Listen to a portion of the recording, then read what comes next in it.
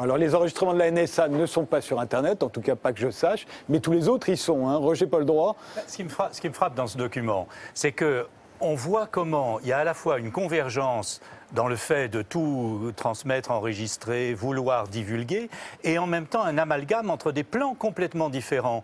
Il y a des questions de diplomatie, Wikileaks, et puis des documents confidentiels. Il y a un mouvement d'humeur dont on pense ce qu'on veut, de Sarkozy au Salon de l'Agriculture, Casse-toi Pauvre, etc. Et tout ça, c'est pas du tout sur le même registre. Je suis bien d'accord, mais vous reconnaissez qu'à chaque fois, il y a un enregistrement. Alors, à chaque fois, il y a un enregistrement. Il y a ce grand phénomène qu'on a appelé la sousveillance. Vous savez, c'est plus la surveillance avec des caméras trucs, c'est chacun, finalement, qui, avec son portable, enregistre ou filme son voisin et l'envoie en 2 minutes sur Twitter ou sur Facebook et n'importe où. Donc on pouvait s'étonner que ça ne soit pas encore arrivé au président de la République. Il y a ça, mais il me semble qu'il faut, face à cela, se demander si toute transparence est bonne ou s'il y a de bons et de mauvais usages de la transparence. C'est-à-dire qu'il me semble qu'il faut, au lieu de notre pensée présente, qui nous fait croire que tout doit être divulgué, que plus c'est connu, mieux ça vaut, que plus on en sait de tout, des conversations, de la vie privée, etc.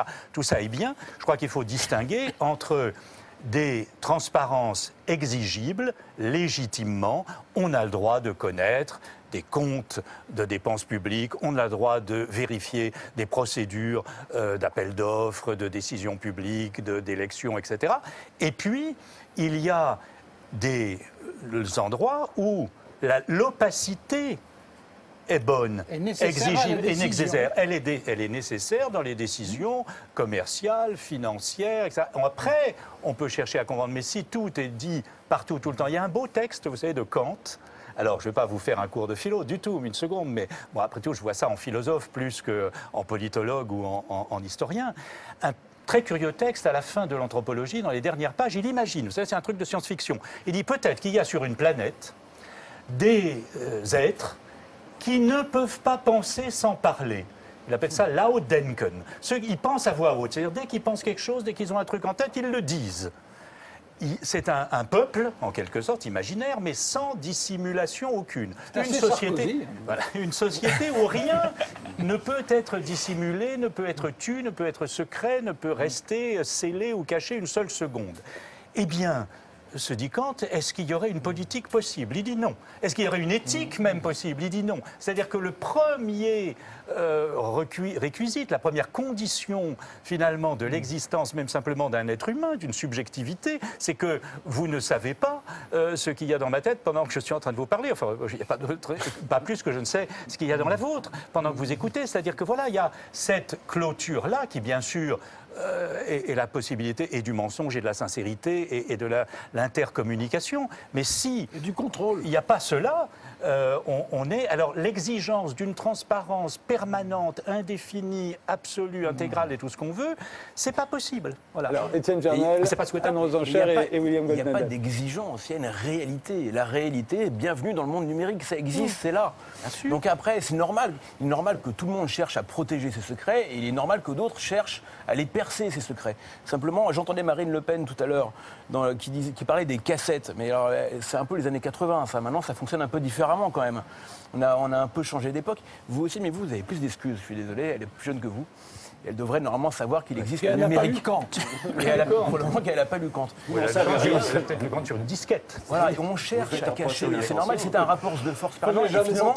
C'est plutôt sain. C'est un rapport de force. Vous dites que c'est plutôt sain. Tout ce qu'on vient de voir là, c'est un fait. C'est normal qu'on se batte là-dessus. C'est normal qu'il y ait des gens qui cherchent à savoir. J'aurais pu montrer Alain Duhamel lui-même, ça a été écouté. La transparence, elle ne se décrète pas. Ou alors, quand elle se décrète, elle est toujours combattue. Dans le roman qui est sublime de nous autres, de Jeanne Zamiatine, où tout est transparent, tout est en vert et tout est transparent. Et finalement, on a le droit de fermer les rideaux que pour faire des galipettes avec celui ou celle qu'on a choisi. Et finalement, provisoirement, il finit par y avoir une révolte parce que les gens ne veulent plus cacher. ne veulent plus être transparents. Mais c'est une guerre qui n'a pas de fin, ça. Donc la NSA espionne, on essaie de se protéger, on arrête. Je ne sais pas comment vous faites, mais moi, il y a des choses que je note pas sur mon portable. Il y a des adresses, des numéros de téléphone que j'ai pas sur mon portable. J'ai note ailleurs, je me débrouille. Il faut être réaliste. Ça existe. Cette évolution. Une seconde, je voulais dire qu'il n'y ait pas de malentendu. Je ne dis pas que c'est mal d'aller chercher de l'info. Je suis assez journaliste pour savoir que c'est une bonne chose. Et je ne dis pas non plus que les guerres de dissimulation, de secrets et de lutte pour percer ces secrets est une mauvaise chose. Je parlais en fait des représentations que nous avons. Nous avons plutôt la représentation globalement aujourd'hui que si c'est transparent, c'est bien. Et c'est né. Et c'est né avec Rousseau. On remarque que les ministres, en général, dès qu'ils ont quitté le pouvoir, racontent dans des livres et citent là, on est après. Citent des phrases entières de conversations privées qui sont faites dans l'entre du pouvoir. Ou les inventent. Ou les inventent. Exactement, oui, vous voulez dire parce qu'on que ne si sait elles pas. sont écrites, la personne qui est citée peut démentir sur un enregistrement. On ne peut pas C'est souvent meilleur quand c'est inventé. Oui. Anne Rosencher et William Goldnadel. On met beaucoup de choses sous la dénomination de transparence. Ce qu'a fait Patrick Buisson, ça n'est pas du tout une œuvre de transparence. C'est autre chose. Je veux dire, il a enregistré un président de la République à son insu. Là, on est plus dans la responsabilité même, je dirais, du président de la République. Ce qui effectivement n'est pas quasiment transparent. de s'être choisi un conseiller qui était capable de faire une chose pareille, si vous voulez. Pour le reste, pour ce qui est de la transparence, je suis d'accord, la technologie est là. Ça, c'est aussi de la responsabilité, si vous voulez, des politiques désormais, de savoir que dans un déplacement, ils sont susceptibles d'être filmés. On ne reviendra pas en arrière de ça. Donc de toute façon, on peut le déplorer, on peut dire voilà, c'est dur, mais bon, c'est comme ça. En revanche, et là où je ne suis pas d'accord avec Roger Paul-Droit, c'est que je pense qu'en France, on a quand même du chemin à faire sur la transparence. Justement parce que jusqu'à maintenant, on était très attention, la vie privée, les États-Unis, ils vont beaucoup trop loin. Alors on s'enorgueillissait de ne pas avoir fait le Monica Lewinsky, etc. Sûrement à raison. Parce que le Monica Lewinsky, après tout, nous, dans nos traditions à nous, c'est pas une raison pour essayer de faire un impeachment d'un président. Néanmoins, je trouve que quand même, sous prétexte de préserver la vie privée, on sait désormais que peut-être Mazarine, qui était entretenu par l'État, c'était peut-être pas de la vie privée, que DSK, on aurait peut-être dû en parler finalement, parce qu'on était peut-être dans quelque chose qui était au-delà de la vie privée, et d'ailleurs ça s'est révélé, et que le tweet de Valérie Trierweiler, dont je sais, j'en ai fait un livre, c'était plus de la vie privée. Moi, j'aurais pas publié personnellement les photos qui ont été publiées dans Closer, parce que là, je considère qu'il n'y avait aucune répercussion politique. Mais en revanche, ce qui s'était passé comme situation entre Valérie Trierweiler, Ségolène Royal et François Hollande, d'ores et déjà pendant la campagne, et dont personne n'avait parlé, parce qu'on se disait justement, attention, la vie privée, arrêtons avec la transgression sarkozyste, d'ouvrir la porte de la chambre à coucher, etc. Donc on avait quand même globalement fermé les yeux, tradition très française, dont on pouvait s'enorgueillir, mais qui nous a peut-être conduit un peu trop de cécité. Et je pense que maintenant, il faudrait réussir à juger en notre âme et conscience et de pas de brandir des vieilles lunes, attention, vie privée, à chaque fois qu'il s'agit de parler un tout petit peu de quelque chose qui ne serait pas tout de suite dans le domaine public. Et je pense que c'est sain qu'on ait ces discussions-là. Sur la vie privée, justement, et William Goldnadel. Oui, en deux mots, moi je suis absolument pas d'accord. Je considère pas que plus on avance dans la transparence, plus on progresse dans la démocratie. Mais il y a des limites. Attendez. Et je considère surtout que, avec ma petite expérience, ceux qui sont pour la transparence sont d'abord pour la transparence à propos de leurs adversaires. Et que ceux qui sont pour la transparence en général sont beaucoup moins nombreux. Mais pour moi, il ne s'agit pas, excusez-moi, je peux juste répondre à ça, il ne s'agit pas d'être pour ou contre la transparence. Oui. Moi, je pense qu'il ne faut être ni tout à fait pour, ni tout à fait contre. Je pense juste que le curseur, c'est à chacun dans sa vie professionnelle de le fixer, mais que parfois, nous avons peut-être pas, nous ne pouvons pas donner des leçons au monde entier pour peut-être nous améliorer. Non, mais je veux dire, on a souvent regardé les Américains avec un peu d'arrogance là-dessus. Je voudrais à ce stade soulever quand même, la remarque d'Alain Duhamel est bonne sur le fait qu'on préfère toujours sa propre transparence, mais il y a un autre paradoxe un peu idéologique, moderne, que je voudrais souligner, c'est l'indulgence par rapport aux lanceurs d'alerte et la sévérité par rapport à l'État. C'est-à-dire que lorsque l'État, les Américains par exemple, alors c'est pas toujours méchant, c'est souvent pour lutter contre le terrorisme. La télésurveillance, c'est aussi pour lutter contre la criminalité. Il n'y a pas de mauvaise intention. Et très souvent, on est extrêmement sévère par rapport à cette intrusion étatique.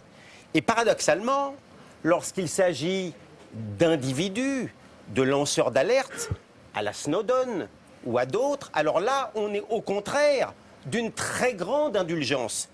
L'idéologie, elle me paraît évidente. Et à l'intérieur de ce paradoxe-là, vous me permettrez de montrer l'idéologie, c'est que certains lanceurs d'alerte ne valent pas d'autres lanceurs d'alerte. Moi qui ai défendu Clément Velrenal, par exemple, qui a lancé le mur des cons, par exemple, eh ben, je peux vous dire que la presse, qui en principe apprécie beaucoup la transparence, s'agissant du syndicat de la magistrature, était tout d'un coup beaucoup plus opposée aux caméras cachées et autre chose. Donc, il faut bien voir quand même le regard très idéologique dans tout cela.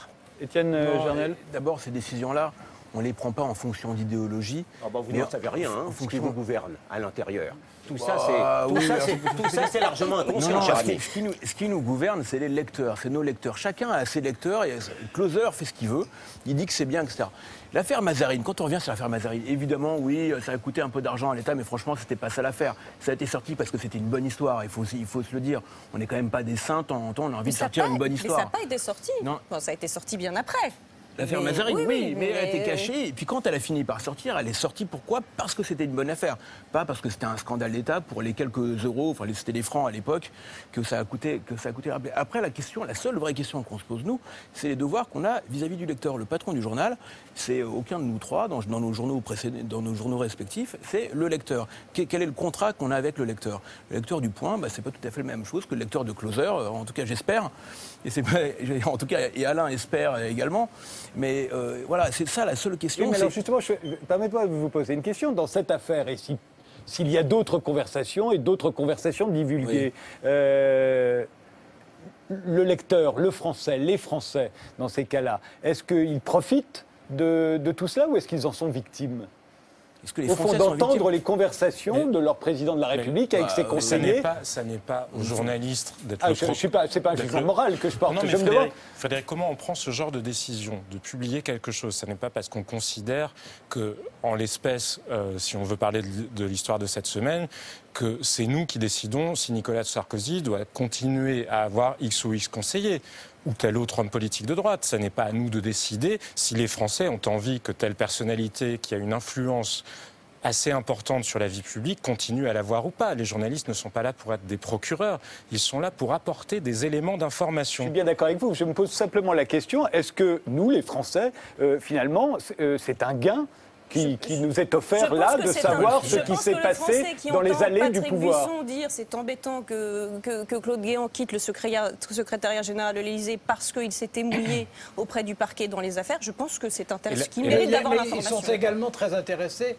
d'entendre dans la bouche du même Patrick Buisson que Brice Hortefeux est trop timide en ce qui concerne les immigrés. Ils sont oui, c'était très intéressant aussi, bien sûr, mais ça vaut le coup d'être intéressant. Et d'un mot sur la transparence, moi j'aime pas beaucoup ce mot-là parce que je ne sais pas bien ce qu'il décrit. Il y a des moments où la vérité a un sens parce qu'elle est importante précisément pour que les Français comprennent ce qu'on leur met sous les yeux. Et puis, il y a quand même en France un vrai problème parce que, Anna, vous faisiez référence justement à cette conversation sur les interventions sur les juges. Je constate qu'il y a des procédures judiciaires et qu'elles tombent sous le coup de la divulgation de la vie privée. La protection de la vie privée en France, elle est quand même extrêmement large, on en a un sens très extensif. Ça coûte très cher pour les journaux de faire leur travail d'investigation. Ça n'est pas la même chose de divulguer... Disons qu'elle est très vaste et très molle. C'est-à-dire qu'elle couvre un grand espace, oui, mais la jurisprudence... il est efficace financièrement de la transgresser. Mais pas forcément, tout dépend. Pas tout le monde, tout le temps. Non, pas forcément, parce qu'il y a la presse people qui effectivement, et je pense que la frontière, elle n'est pas très claire, ne soyons pas hypocrites les uns et les autres, elle est de moins en moins claire. cette frontière entre la presse généraliste et la presse people. Mais enfin, quoi qu'il en soit, bien souvent, dans des affaires qui relèvent d'informations qui n'ont rien de people, on est quand même condamné sur des motifs de violation de la vie privée. Et ça coûte très cher. Et c'est un problème, pas très fortement, quand même, il faut le dire les choses. Non, ça dépend des circonstances. Je repose ma question à Alain Duhamel. Je ne vous ai pas entendu dire que c'était les Français qui étaient les victimes de cette affaire. Mais si, je pense tout à fait. Mais je crois d'abord que personne, ni les Français, ni les journalistes, ni les hommes politiques, n'est capable de réagir de façon saine à toutes les informations qu'on reçoit. C'est pas possible. Il y a des tris à faire. Qu'on fait soi-même ou que d'autres font pour vous. Mais il y a des tris à faire. Mais ensuite, ce qui est pour moi le plus terrible dans cette affaire, bien au-delà du cas Buisson, c'est la représentation de la vie politique et du pouvoir politique suprême en France, qu'est la présidence de la République, quand on lit le script des conversations. Alors, j'ai fait assez d'émissions de télévision dans ma vie depuis 50 ans, comme vous disiez. Je sais très bien que dans les minutes qui précèdent une émission, les hommes politiques disent plus de bêtises qu'ils ne le font tout le reste de leur vie. Si vous les enregistriez, qu'est-ce que ce serait? Ça ferait beaucoup de choses. C'est ce qui s'est sûrement passé, puisque en l'occurrence, Nicolas Sarkozy, dans ce qu'on a entendu, allait justement enregistrer quelque chose. Et on sait très bien qu'à ce moment-là, il y a une espèce de stress qui rend, disons, facilement vulgaire et un peu bête. Bon, et l'entourage en rajoute toujours, bien entendu. Mais pour les Français, qui sont pour Sarkozy ou contre Sarkozy, mais qui sont pour un pouvoir d'État estimable. Lire des conversations comme ça, je pense qu'il y a de quoi voter Marine Le Pen. Et je peux vous dire que ça ne me fait pas plaisir en le disant. Au-delà, Roger Poldroy et Étienne Jernel. Non, je dirais au-delà de ces conversations précises, c'est aussi la succession des vagues. Enfin, ça a été comme les tempêtes de l'hiver, c'est-à-dire on a eu tous les 8 jours ou tous les 15 jours une affaire nouvelle, plus étrange ou plus nauséabonde que la précédente. C'est-à-dire, si tu veux, il me semble que l'étiage du débat public est de plus en plus bas, alors que, bien évidemment, il y a de vraies questions, alors qu'il y a de vrais enjeux, et que ce qui monte... Rien ne nous empêche, concernant les discussions qu'on entend, de juger la stratégie en elle-même, parce qu'il y a ce qui était dit sur ces enregistrements, et puis il y a eu un remaniement à l'époque. Alors après, c'est vrai que c'est plus tellement l'objet maintenant d'en apprécier l'efficacité, mais rien ne nous empêche, à nous, les commentateurs, de nous concentrer sur l'action. L'action de Nicolas Sarkozy. On n'est pas obligé de se demander comment la décision a été prise. Il y a la décision. C'est absolument vrai, c'est complètement faux. C'est-à-dire que c'est factuellement vrai, mais... quelques années après, ce qui est le cas, quelques années après, ce qu'on retient, ça n'est pas le remaniement, puisqu'on a su ce qui se passait. Ça n'est pas l'émission, puisqu'on l'a entendu. C'est la façon dont, en privé, ils se parlaient, dont ils parlaient des autres et dont ils parlaient des affaires de l'État. Et moi, je regrette à la fois le vocabulaire qu'ils utilisaient et même certaines des idées qui étaient exprimées. Mais je pense que le pouvoir, alors j'espère ne pas être trop archaïque en disant ça, mais le pouvoir a besoin d'un peu de mystère et d'un peu de grandeur. Et quand on lit ça, on n'y voit ni mystère ni grandeur. Absolument, je vous rejoins. Pardon, Étienne Jernel. Oui, il a besoin de mystère, le pouvoir, mais il a qu'à s'arranger aussi pour le garder. Voilà. Nous, on compatit quand même. Ben, cela dit, moi... On le bat dans ces cas-là. Hein, voilà, c'est ce qui s'est passé. Juste une seconde. On compatit. Il faut quand même dire une chose, c'est qu'il y a quand même de quoi compatir. Nicolas Sarkozy, c'est terrible ce qui lui arrive. Mais franchement, on lui donnait des leçons. On l'a tous dit. Moi, j'ai dit des horreurs, sans doute. Ce matin, on avait une conférence de rédaction au Point. J'ai certainement sorti 2 ou 3 trucs atroces. Et je serais extrêmement embarrassé qu'ils soient diffusés ce soir. C'est ce qu'on se disait juste avant l'émission, c'est exactement ça. Et ça, justement, il y a un Bobino qui arrive. C'est vrai, mais c'est le cas d'absolument tout le monde. D'autre part, je ne pense pas que ça fait forcément voter Marine Le Pen. D'abord, l'argument... Ça risque de... Oui, bon... Moi, je pense pas. Pourquoi ? Parce qu'elle dit publiquement ce que d'autres disent en privé. Et finalement, elle n'a pas besoin d'être attrapée par un enregistreur pour en dire des bêtises. C'est son avantage à elle. Deuxièmement, si on utilise ce genre de raisonnement, on ne sort plus d'affaires. Il faut faire attention à ça. C'est-à-dire que si on se dit, attention, ça va faire le jeu du Front National... C'est absolument vrai, mais disons que le risque n'est pas évident en ce moment. Et Parce que si je comprends bien, il y a quand même eu 3 affaires sorties en 8 jours. Pardon, mais surtout, il y a un extraordinaire contraste entre le fait que les affaires du monde, c'est quand même en ce moment la Syrie, l'Ukraine, les rapports... Le pacte de responsabilité. Et puis qu'il y a la France dans un état de crise, qu'il y a toute une série de très grandes et lourdes questions, et que ce qui occupe, je ne dis pas qu'on ne fait que ça, mais ce qui occupe une large part des journaux télévisés et de tous les titres de une, c'est Hollande avec son casque chez Gaillet, c'est là, en l'occurrence, pardon, c'est Buisson et c'est souligné. Mais là, en l'occurrence, c'est la question que je voulais vous poser maintenant. S'il y a des centaines d'heures, comme on l'a dit, d'enregistrement, non, mais c'est ça, où sont-ils Ce qu'il faut retenir de cette affaire-là, on peut retenir effectivement les circonstances plus ou moins drôles ou plus ou moins tragiques en fonction de la manière dont on veut le voir, des propos qui étaient tenus, de la manière dont les décisions étaient prises. Mais ce que je retiens surtout de cette affaire, ça n'est pas ce qu'il y a sur les bandes. Pour moi, cette affaire, cette semaine, elle n'est pas la divulgation de quelques minutes de ce qui se passait à l'Élysée ou plutôt d'ailleurs à la Lanterne ce jour-là. Elle est cette question, où sont ces enregistrements aujourd'hui, puisqu'on nous a expliqué que c'était des instruments de travail qui étaient détruits au fur et à mesure. Il me semble qu'en tout cas, il y a des témoins qui disent qu'eux, ils les ont vus dans des années avancées du quinquennat où il y en avait une collection qui existait depuis longtemps. Où sont ces bandes? Parce que vous imaginez bien, Frédéric, que là, l'affaire, ça n'est pas la manière dont Nicolas Sarkozy parle ou ne parle pas. L'affaire, c'est il y a 5 ans, potentiellement, au moins. Vous parlez des bandes, mais vous n'avez plus l'âge de dire des choses comme ça. Vous avez trop jeune pour dire des choses comme ça. Non, mais c'était un dictaphone, c'était pas son smartphone. Au-delà de la technologie utilisée. Mais juste cette question-là, elle reste entière. Il y a 5 ans de secrets potentiels qui existent, dont on ne sait pas où ils sont. Et Patrick Buisson n'a pas répondu clairement, puisque ces versions varient en fonction des révélations, enfin, au fur et à mesure des révélations. Où sont ces enregistrements qui pourraient tomber dessus? La question, c'est à diffuser. Où pourraient tomber dessus? Il y a eu 2 enregistrements, un au Canard enchaîné. William Goldnadel. Non, mais ce qui est extraordinaire, c'est que Jean-Sébastien Ferjou, on est encore à l'âge des questions. Non, mais j'ai commencé par les Farbans, je termine à nouveau par les Farbans.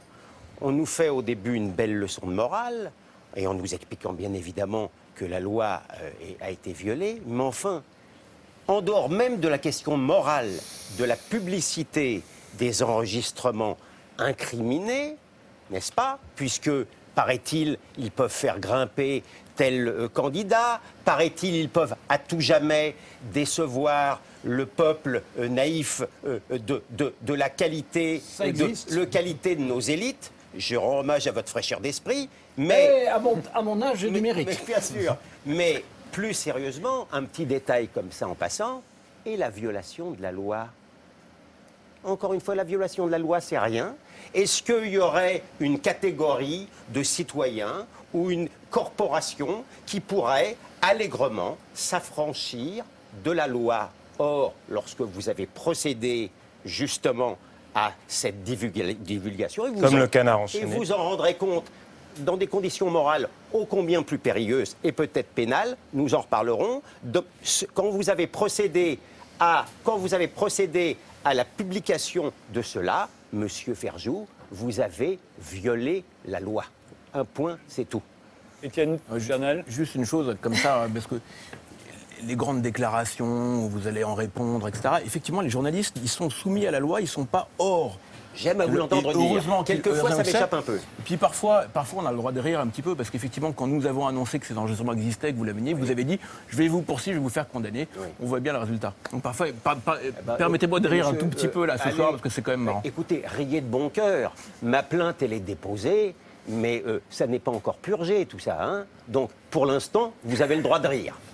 Comme j'adore. Non, mais oui, la loi tranchera pour ce qui est de la violation ou non de la loi dans la diffusion. Mais moi, si je suis tout à fait d'accord avec Alain Duhamel pour dire qu'il faut bien sûr de l'opacité, une dose d'opacité dans l'exercice du pouvoir et que tout, transparence n'est pas tout. cas, Je c'est une pense que la dimension. responsabilité en incombe au conseiller et au président de la République qui a choisi son conseiller de le garantir, et sûrement pas à la presse qui fait son travail en diffusant quand même des morceaux d'information. Là, vous Voilà. marquez un point. Alors, oui, continue, vous pouvez développer. Mais ce que je veux dire, c'est que, évidemment, c'est important de savoir où sont les bandes en question. Mais ce qui est important aussi, c'est de savoir qui les a pour en faire quoi. Oui, c'est celle-là. La vraie question, c'est Ça, celle-là. c'est pour en faire quoi. Alors, Et ça, personne Je poserai la question personne n'a la réponse à William aujourd'hui. Goldnadel en dernier, puisque la parole est toujours à la défense en dernier. Mais d'abord, Roger Paul Droit. Non, je voulais juste dire C'est pas lui qui les a, je crois. Non, non, mais peut-être qu'il a un élément. On ne sait jamais. Alors, il y a encore plein de points d'interrogation, effectivement, dans cette affaire. Mais moi, je voulais juste dire très vite qu'il me semble qu'il y a à la fois des dimensions tragiques, quasiment à la Shakespeare, enfin de trahison, de félonie, de meurtre interne comme ça et de rivalité terrible. Et puis un Jules César, tout à fait, Jules César. Et puis un côté Feydeau avec une espèce de comique incroyable, comme ça, de mécanique des coups de théâtre, de déballage des affaires internes, etc. Et que ce mélange-là, finalement, qui est très théâtral, qui fait passer de l'inquiétude au rire et des choses comme ça, n'est pas forcément un très très bon signe de l'état de notre santé politique globale. Surtout que Shakespeare était désespéré et que Feydeau était très méchant. C'est vrai. Bien, Gilles William Goldnadel, est-ce que vous savez où sont ces enregistrements?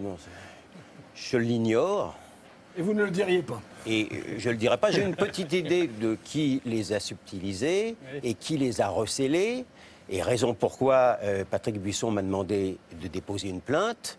Mais entre une petite idée et puis la preuve, eh bien, il y a un espace que j'espère les enquêteurs et les magistrats combleront.